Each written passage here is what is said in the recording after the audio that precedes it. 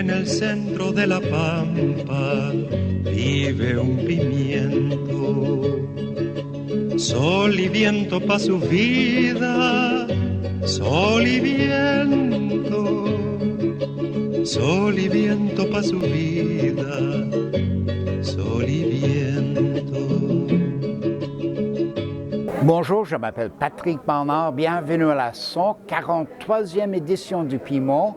C'est l'Assemblée annuelle générale de la Coalition verte en 2019. Hello, I'm Patrick Barnard. Welcome to the 143rd edition of the Pimento Report.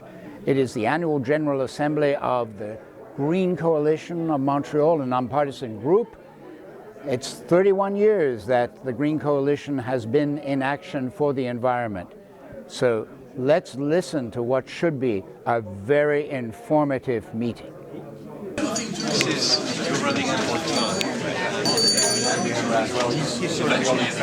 You are seeing people milling about and talking at the May AGM of the Green Coalition in Dorval. But this video is more than 2 months late because my editing computer ceased functioning in the summer of 2019. Cette vidéo est 2 mois en retard. Veuillez m'excuser s'il vous plaît, mais la vidéo est importante quand même comme document. I'm completing this video 2 months late for the record, especially because Sustako, whom you will see here in this report, with the members of Sauvons l'Anse led the way in the summer of 2019 to the creation of a large western park on the island of Montreal, what's called in French un grand parc urbain dans l'ouest de Montréal. Begin by acknowledging that the land on which we gather is the traditional and unceded territory of the Kanakahage Mohawk, a place which has long served as a site of meeting and exchange amongst nations. My name is Gareth Richardson. For at least until the next board meeting, I'm the president of the Green Coalition. I'd like to welcome everybody here. Thank you all for coming. And I'd just like to especially thank Monsieur Rouleau, Maire of the City of Dorval, and Monsieur Serge Saint-André, the Director of Leisure and Culture, for allowing us to use this salon, as we have done every year for many years now, and also a room for our monthly board meetings. It's been quite an eventful year in some ways. Some hopeful signs on green spaces. In the Lancelot corridor, we've had acquisitions in both St Anne de Bellevue and at Angel Woods in Beaconsfield. We still are plaintiffs in a request for injunction to stop the modification and destruction of vital bird habitat in the Saint-Laurent Techno Park.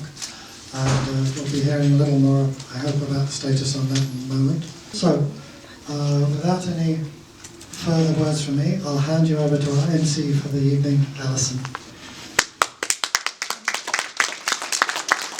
Bienvenue et bienvenue aux membres et amis de la Coalition verte.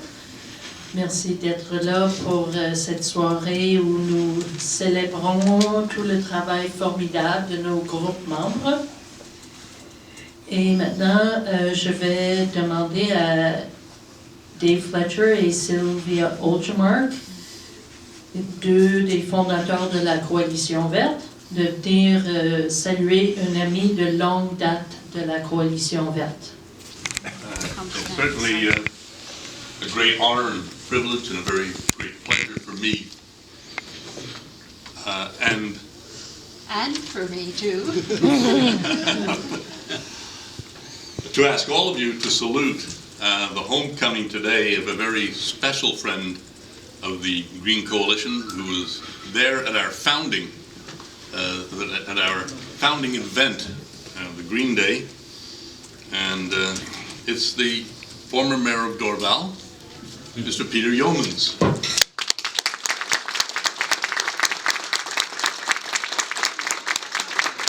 Lors de la première manifestation de la Coalition verte, la Journée verte, un grand événement du 14 mai 1988.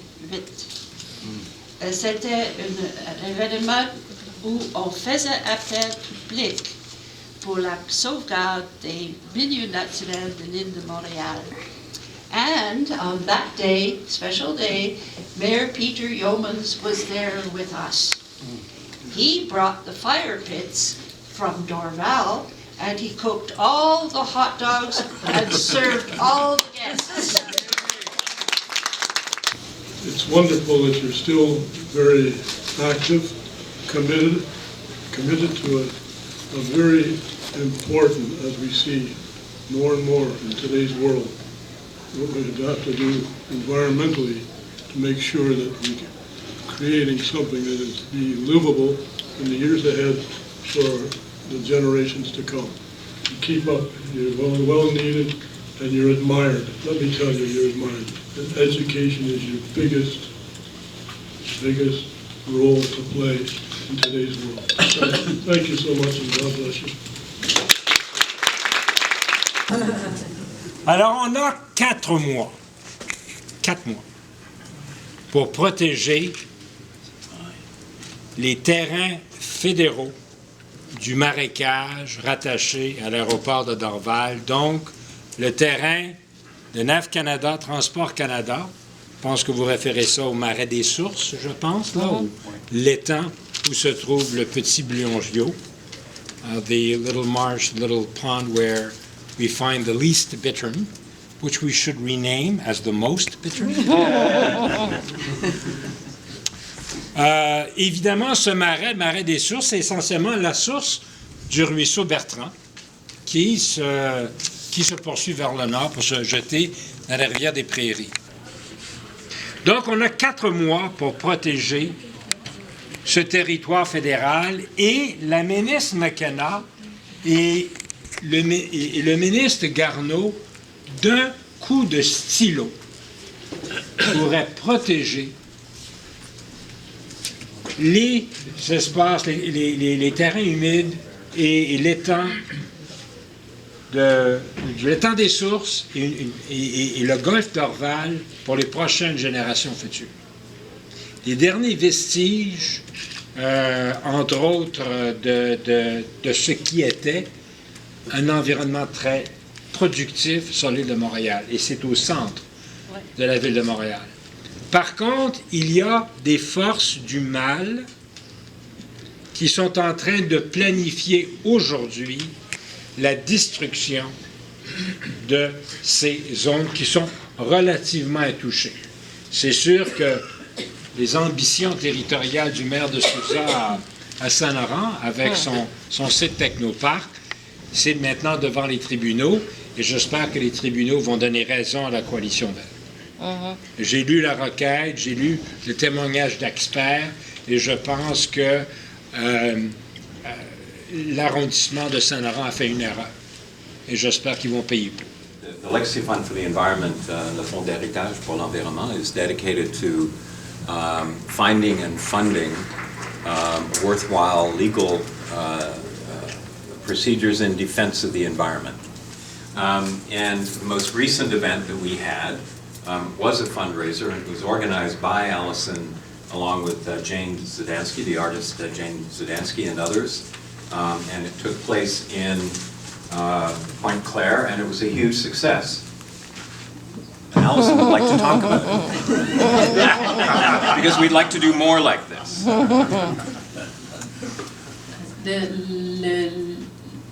La mission du Fonds d'héritage est d'une importance incomparable. C'est de défendre nos lois environnementales. Et vous savez tous qu'elles sont bafouées à gauche et à droite. Alors nous avons 8 artistes montréalais et torontois ont donné leur talent pour amasser des fonds pour notre mission. Et nous avons tenu une exposition d'art à la galerie Viva Vida à Pointe-Claire. Comme mentionné, la mission de le Fonds d'héritage par l'environnement, c'est vraiment de lever les fonds et supporter et financer des recours légaux en défense de l'environnement. On n'a pas gagner des causes encore.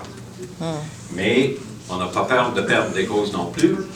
Une de nos missions, c'est vraiment d'augmenter le coût pour les promoteurs, pour détruire l'environnement, et je pense qu'effectivement on l'a fait.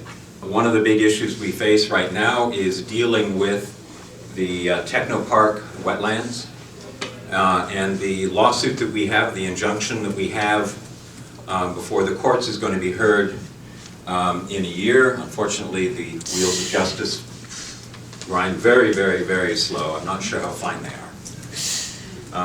But we have a very strong case.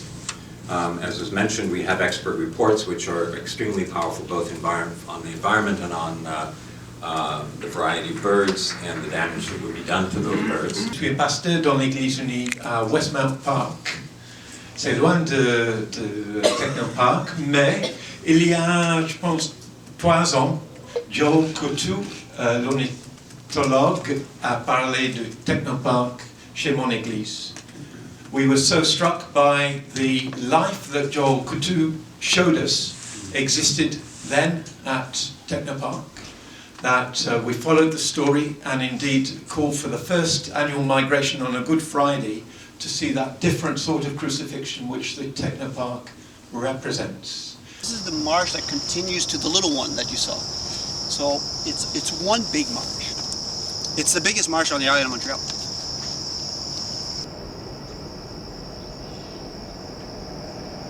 So, just to update you, Joel texted me today. It's his birthday today. So, happy birthday, Joel. But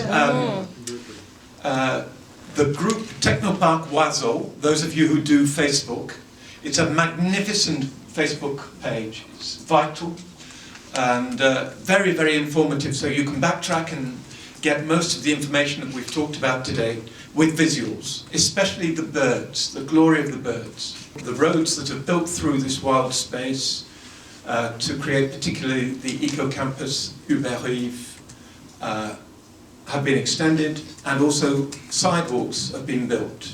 Sidewalks to nowhere. The good news is investments are not coming forward for development of that space, and the organisation Technopark has been dissolved in controversy by l'Hôtel de Ville de Montréal. So there's everything to play for. Joel texted, I still believe. Pour Pasteur, c'est très bon. Alors, reminded this space is a corridor space, that it's a place of breeding for birds and birds migrating through Montreal, and how precarious the migratory bird situation is. So, for me, it's emblematic, this space. It should not have been destroyed. There were errors made, and it's a you shall not pass cause. This is the Falaise Saint-Jacques. It stretches from Vendôme Metro to the St. Pierre interchange, which isn't there anymore. So that's basically, it's just off the edge of St. Jacques Street. So when you drive by on the 20, you probably go, what is that green space? And now you know, it's the Falaise Saint-Jacques. So the Del Park is a bike pedestrian bridge which connects the Falaise Saint-Jacques with the Lachine Canal, so over the Turcotte Yards. It was originally in the Turcotte plans and was immediately taken out because it costs too much money. So we have had it reinstated into the plans. This is our big win of the day, of the year.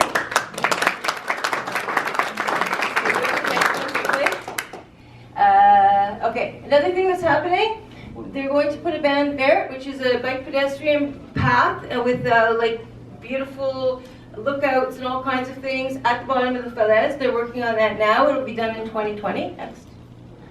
This is, just go through these quickly. These are the plans for the band vert. So it's going to be beautiful and very, very expensive.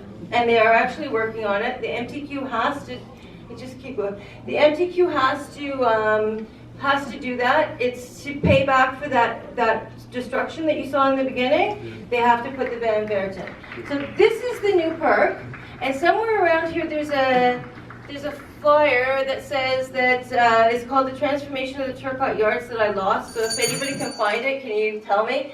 So this is the new Grand Park that they're making. That will include the Filet Saint-Jacques, an extra 30 hectares on the Turcotte Yards, and it will connect to the Lachine Canal and then south to all the green spaces. And so tonight I'm actually representing both Imagine la Jeunesse and the Climate Coalition, and the aims of the coalition are to make urgent climate action a necessity across all sectors of society, making our city a net carbon sink by our 400th anniversary, which I think is in 2042.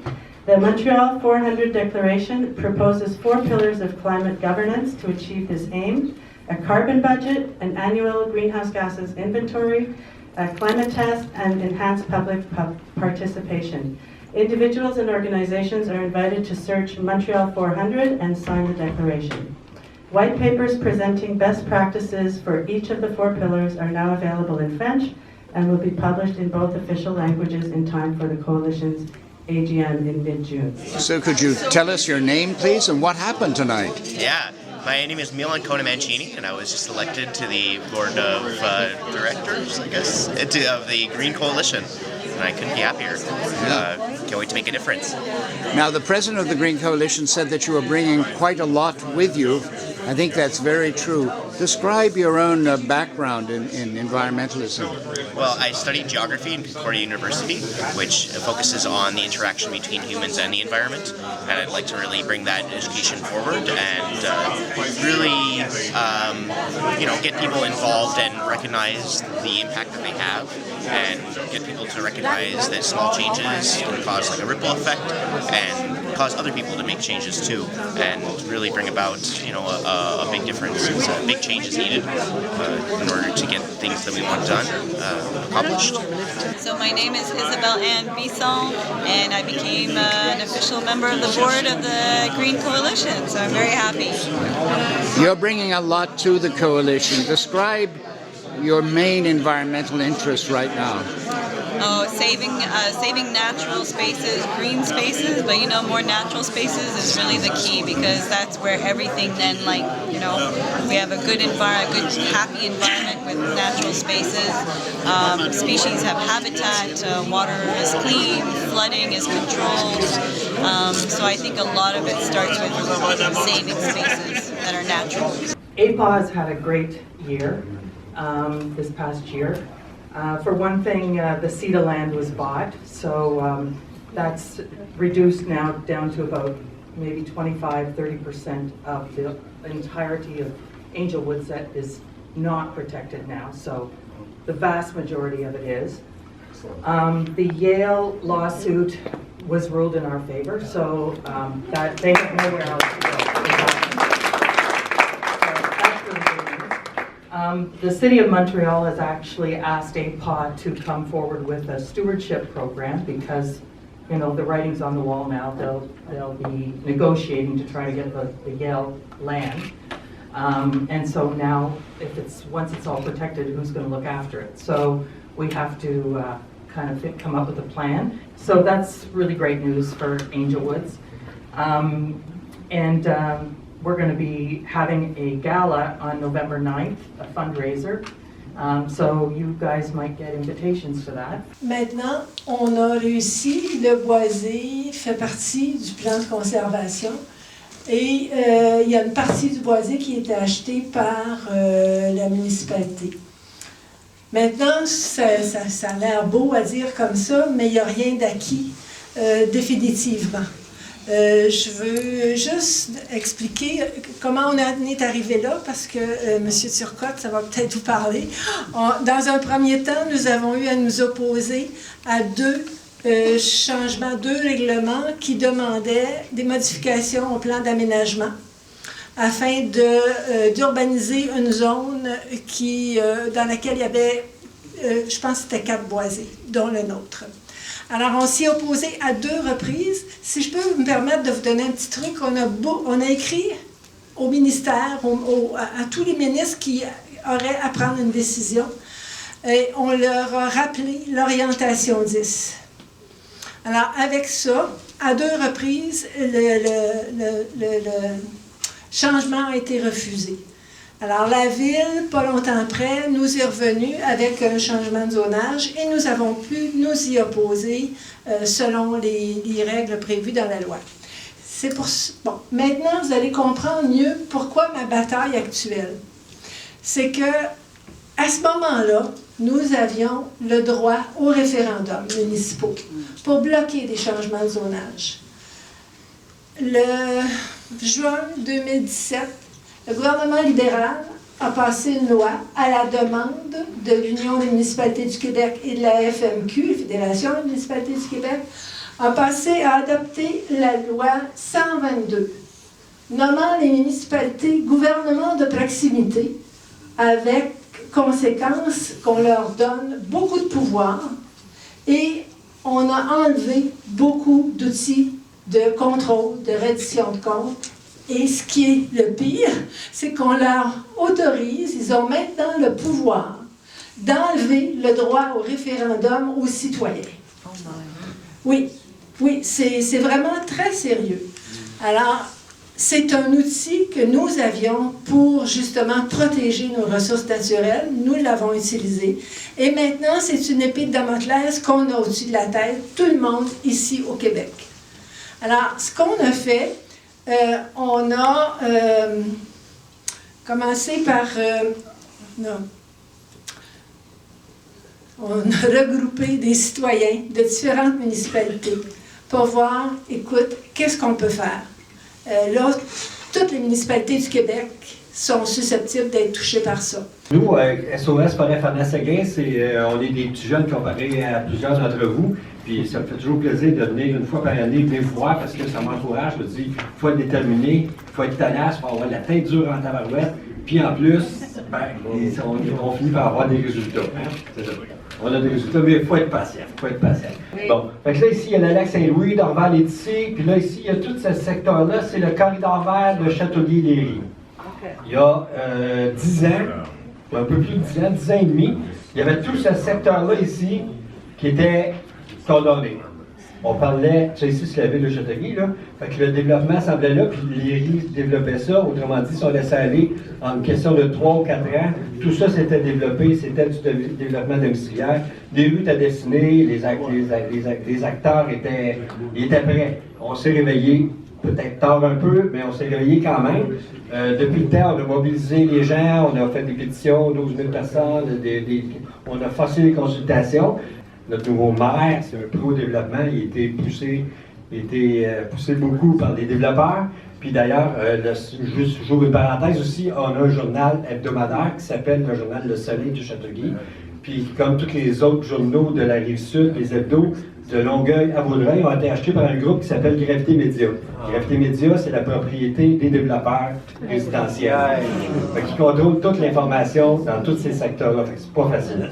Fait que ça, c'est un des défis. Fait que là, notre nouveau maire, c'est ça. Puis on a appris il y a 2 semaines qu'il est en train de passer un règlement à la MRC pour modifier les règlements qui restreignaient le développement domiciliaire dans ce secteur-là ici, puis dans ce secteur-là ici, qui sont des secteurs à haute valeur écologique. Fait que là, ça, c'est notre nouveau débat, notre nouveau combat qu'on a à faire dans les prochaines semaines. Il va falloir se battre fort, ce qui fait qu'on ne laisse pas tomber. On est quand même confiant de les avoir pareils, quand même. Puis dans les prochaines semaines, vous allez entendre parler de nous autres. C'est bon. Voilà. We also hosted the Sierra Club Canada Foundation AGM last year, which was a really nice success in Montreal. I think some of you were here that were there, that were there. And at that time we started discussing that at the Canada level we really also need to join forces with Indigenous organizations and communities. And so we also came to the help of the assistance. We assisted the community of Ganasitage in the floods recently. We had a call for action on our Facebook page. We went out and filled some sandbags and such, but there weren't as many people as we wanted to. Unfortunately, a lot of our volunteers don't have cars, so it's kind of hard to get out to Ganasitage at that point. We also joined forces, well, we're trying to join forces with Indigenous Climate Action, which I don't know if you've heard of them, but they are a Canada-wide organization that empowers Indigenous communities in the fight for climate change. One of the board members is not Valerie Gabriel, but Ellen Gabriel of Ganasitagi. You may have heard of her. Yes, of course. Yeah. And I volunteered happily to join the board at the national level last year during the AGM. So that was to build stronger bonds with at the national level. And that's been very, very helpful because we're having really good discussions. And in fact, at one of the board meetings, I always, talk about the local issues, and we talked about Technopark, and Melissa, who is our, our coordinator for communications, sent out a call for action at the national level on Technopark, and I think more than 900 letters were sent. So that was fantastic, and that was across Canada. So the word is out there. However, we realized in that we really need to improve our French, and that is being done. So we're working very hard on that. We did a lot of outreach as well, and just to finish off, we had our event on the 28th of April. I don't know if some of you were there. It was last Sunday. We had a series of speakers to talk about political ecology. Actually, Dimitri did a book launch as well. And to talk about various forms of what we can do to help the planet. So I unfortunately couldn't make it, but maybe some of you could tell me how it went. And that's it for us. Thank you. Bonsoir, mesdames et messieurs. Merci la Coalition vert de nous inviter à présenter un petit rapport d'activité. Le Comité pour la mise en valeur du bois de Saraguet va fêter cette année son 10e anniversaire de fondation. C'est ça, on a commencé en 2009. La mission était d'abord de sensibiliser le public et la Ville de Montréal, convaincre la Ville de Montréal de faire la mise en valeur du bois de Saraguet, qui était devenu un parc nature. Vous en avez déjà parlé, dans les années 78, il y a eu des promoteurs qui voulaient scraper le bois de Saraguet, le détruire pour construire, je pense, 6 grandes tours d'habitation, des choses comme ça. Alors, c'est des associations citoyennes qui se sont regroupées pour empêcher ça et pour obtenir que le gouvernement du Québec protège le bois de Saraguet comme ce qu'on appelle un arrondissement naturel. Tu as le micro plus proche? Est-ce que vous entendez bien? Oui, oui, merci. Okay. Alors, mais ça a été protégé, mais il devait faire ce qu'on appelle une mise en valeur avec des sentiers, des choses comme ça, pour que les gens puissent se promener dedans, mais sans endommager les lieux.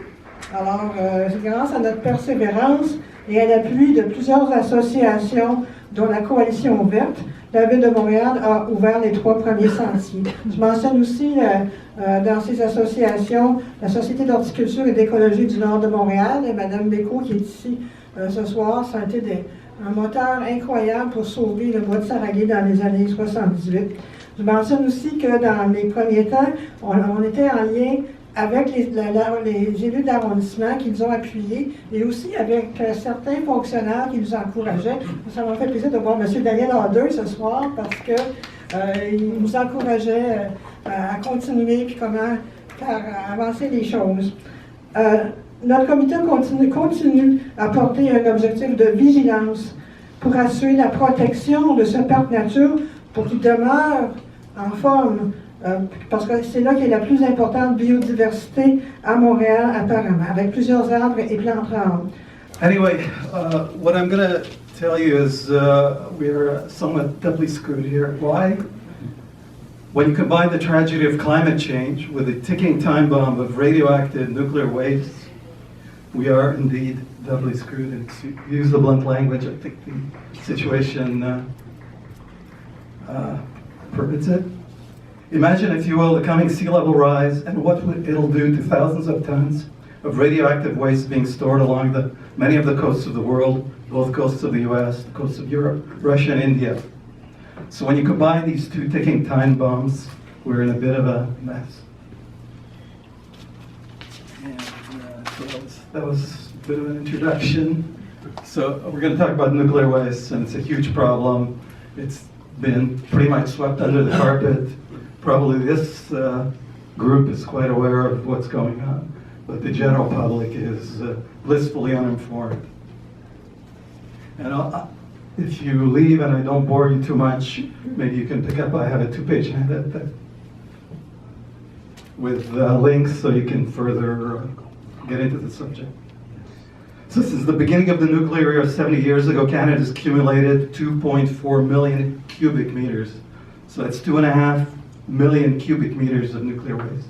It's a huge amount. Chalk River, and that's our main point of interest right now. Chalk River is supposed to store 1 million cubic meters of nuclear waste.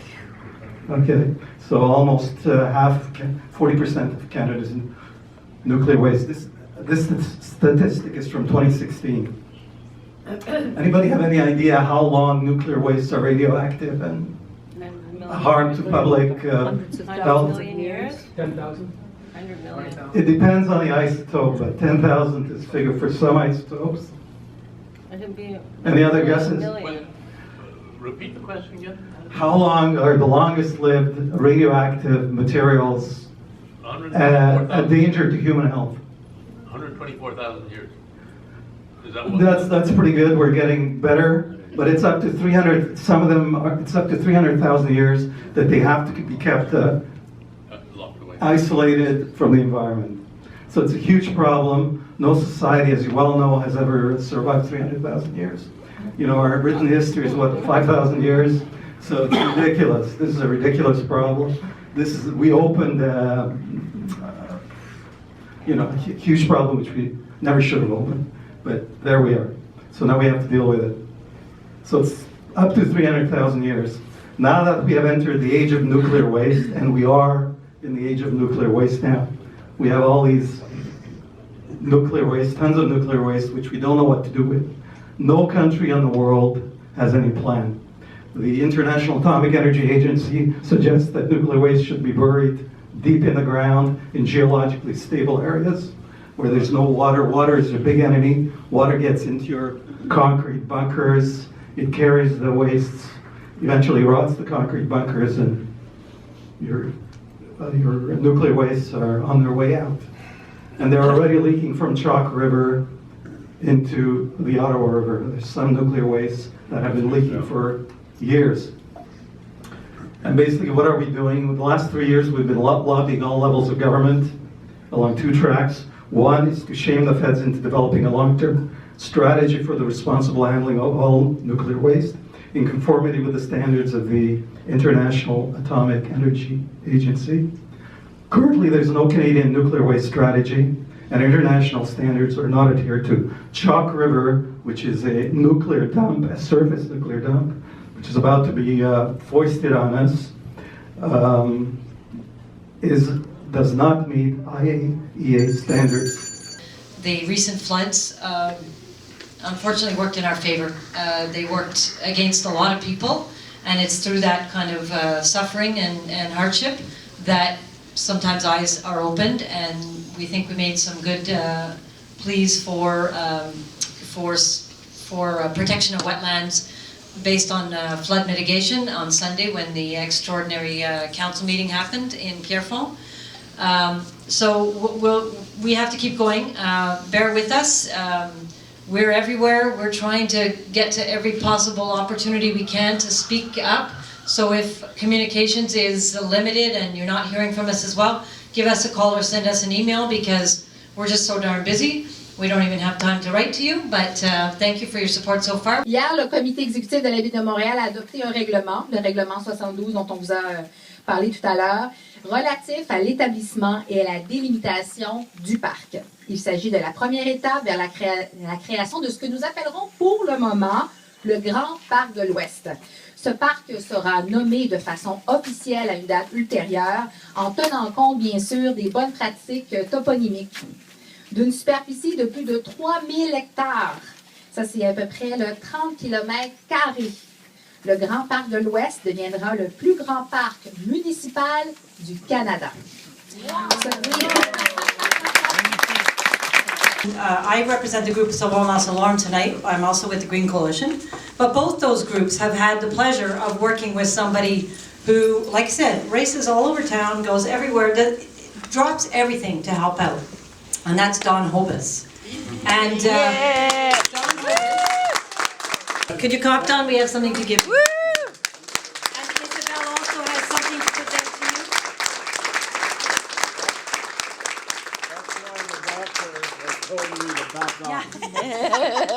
So just a small token of our appreciation from the Green Coalition, but know that we all in the room so much appreciate everything you've done. So thank you very much. Yeah, this is on behalf of Sierra Club Quebec. Thank you very much. It's growing by leaps and bounds. I'm really happy with it. Still like to change the picture, but I can't find one. But any articles you want to share, any information that you have from all kinds of environmental issues, not just the local ones, there's global ones as well. Just to encourage you to click the like on the page, and you can use it. It's yours to use, and it's moving along really well. So I'll just leave it at that. Thanks. Thank you. Thanks. Les Amis du parc Meadowbrook a surtout été impliqués cette année au niveau de la rivière Saint-Pierre. Le parc Meadowbrook, c'est un des seuls endroits à Montréal où on voit encore la rivière Saint-Pierre. Une rivière qui coulait de la montagne jusqu'à Verdun et à Pointe-à-Calière. C'était une rivière très importante. Il en reste vraiment très peu. D'où l'importance de préserver ce qu'il en reste. Ce qui est arrivé, c'est que la Cour supérieure a fait une décision dans une cause qui impliquait la Ville de Montréal contre le propriétaire de Meadowbrook. La Ville de Montréal a perdu. Nous, jusqu'à un certain point, on se réjouissait du fait que quelqu'un se préoccupe de la pollution du cours d'eau, mais la façon que ça a tourné, c'était peut-être pas tout à fait en notre faveur. La Ville de Montréal a finalement jusqu'à la fin de l'année pour cesser de polluer et pour réhabiliter. Étant donné le peu de temps qu'elle avait, quoique elle sait depuis les années 2000 que c'est pollué, elle a pris une décision de dévier le collecteur qui alimente la rivière. Alors, ce que ça veut dire, c'est que, et ça c'est en période sèche, ce que ça veut dire, c'est qu'en période sèche, le ruisseau va être à sec. Et ça va détruire l'écosystème alentour. Et là, à un moment donné, quand il va y avoir une pluie diluvienne, tout va être inondé. Et qu'est-ce que ça va faire? Sûrement que le groupe Pacifique va s'en mêler. On n'en doute pas. Alors, les pollueurs, finalement, c'est Montréal-Ouest et Côte-Saint-Luc. Et au moment où je vous parle, ils sont encore en train de comment on dit là, se relancer la balle d'un côté et l'autre de Côte-Saint-Luc en disant c'est pas nous, c'est eux les pas bons. Ce qui nous amène à rien. We had a march last spring after becoming a group member of the Green Coalition, and I want to thank David and your sister, who's here tonight, Alina, and Sue and Gareth, for coming out and marching with us, driving all that way out there and supporting our efforts. And David did a great presentation, which was part of the news coverage in the local media. That said, the A16 committee is still alive, we still exist, but we're in a period of rest or burnout. But we're still existing, we're recovering, and hopefully someday we will eventually regain our full steam. We've had multitude of activities since 2013. Just amazing all the creativity and the efforts and events and activities we've held. And this huge green space that we're working to preserve is just one of several remaining green spaces in Mont Saint-Hilaire, which are remaining green space in the residential district. This time last year, we had just gotten word that our 4.5 hectare forest wetland was going to be bulldozed to make room for a 45-home development. I came to last year's AGM basically asking for help, and we got that help. So tonight, I want to thank all of those who stepped forward by stepping away from my power. All right. First, Campbell Stuart and Serena Trefiro for their legal advice and their research. Thank you for all those wonderful documents. Isabelle Bisson, assisted by Kyle Martins, Emma Gillies, and bat expert Francois Fabianek for their excellent ecosystem report. And if you're interested, you can email us following one of the links on this green piece of paper, which is available to everybody at the front. And if you didn't get one, I've got one here. And we'll send you a copy. By the way, we found the little brown bat, which is endangered. And the federal and provincial governments are now playing ping pong as to who is not responsible for protecting it. Okay. Slide 2, please. Okay. The biologists and naturalists who step forward to help us gather data. Thank you to Charlie McLeod, David Fletcher. By the way, this little aquarium comes from our vernal pools. The fairy shrimp in there show that it's they are viable pools. Yes, absolutely. Okay. Allison Hackney. Are you going to put that back in the pond afterwards? I'm going to pass it on to either Carol or Isabel. Don't drink it, Isabel. Can we have the next slide, please? Allison Hackney, Jim Harris, and Bruce Martin, assisted by the citizen scientists of Pancourt. Next slide, please. Our dedicated volunteers, Michelle Pilon, Joanne Perry, Marielle Clement, Denise Goudreau, Steve Perry, Valerie Stossek, and Eric Chartrand. Next slide, please. John Jantek for his excellent and ongoing press coverage. Paula Howa for the hours she has spent advising us and helping us to see our situation from the perspective of a mayor. Wow. Slide 6, please. Thank you. A special thank you goes to our lawyer, Richard Wadnicki, who has devoted hundreds of hours of pro bono work to our cause. And finally, I thank Sheila McNally, the originator of Sauve Rousseau Wetlands, whose hard work and brilliant strategy inspire us all. En el centro de la pampa vive un pimiento, sol y viento pa' su vida, sol y viento, sol y viento pa' su vida.